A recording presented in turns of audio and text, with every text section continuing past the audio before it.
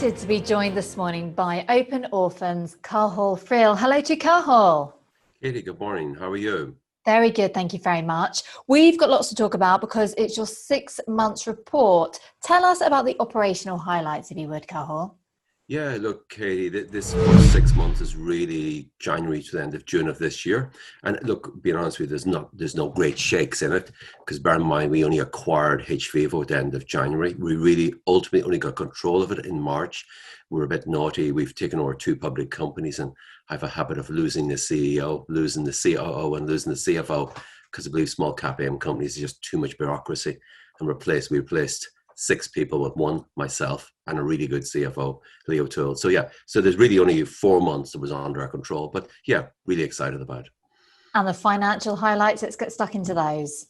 Yeah, look, the financial highlights basically tells us we've ended the quarter with a very large, we started the quarter or the half year with very little cash. We ended with 14.7 million sterling, and we're assuring the market now by the time we end this year, we'll have substantially more cash, very substantially, because we're now generating cash. Our customers are paying us very large 25-30% upfront deposits. So all I can say is that cash sum will be substantially higher at the end of this year.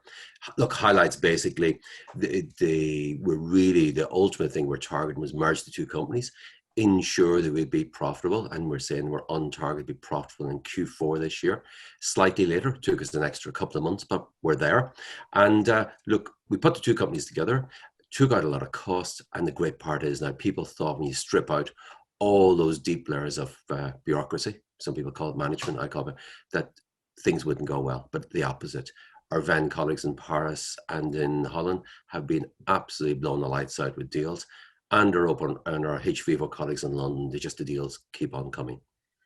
Sounds good to me. Right, post the period then, Cathal, we're now looking at the end of Q3. Can you bring us up to speed as to any new developments in the last 3 months or so towards the end of H1? Yeah, look, it's a year of 2 halves. This first half is, being honest, I said there's no great shakes in it, other than we've really stabilized the business in the first half. We've taken out those costs.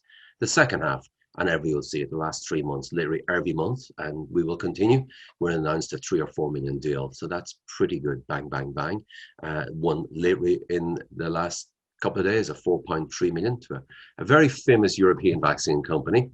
Those deals keep getting bigger. They're human challenge study models. Predominantly, most of them are RSV, but we have other ones coming down the track. We've done a bunch of other deals. Literally, the deals we've kind of lost count of them in the last 3 months. But the really exciting part going forward is that we did announce, and we were remiss not to say, seems to be a little leak to the press last week, we're going to be the world's first company to test vaccines using human challenge models. That means we could speed up vaccines by 2 years.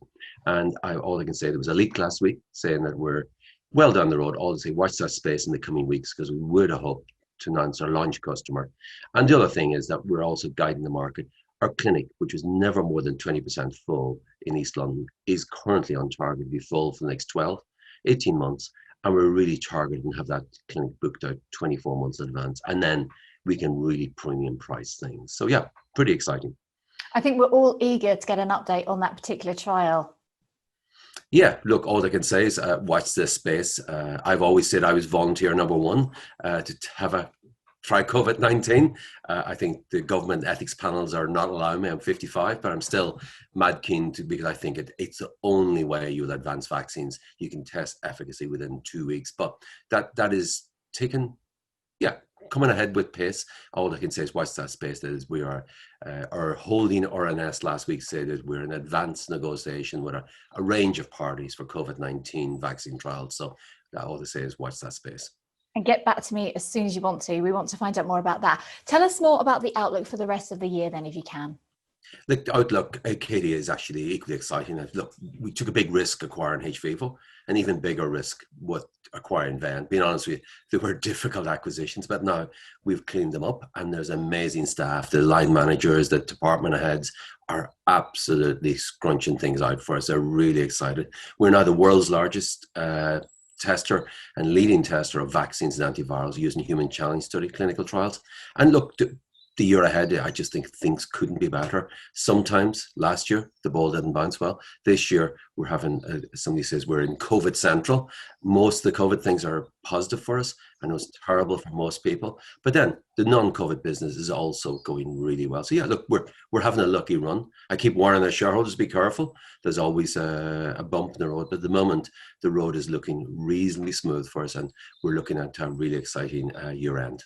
Brilliant. Thank you very much indeed. That's Carl Hall there, Phil, talking to us today from Open Orphan. Katie, thank you very much.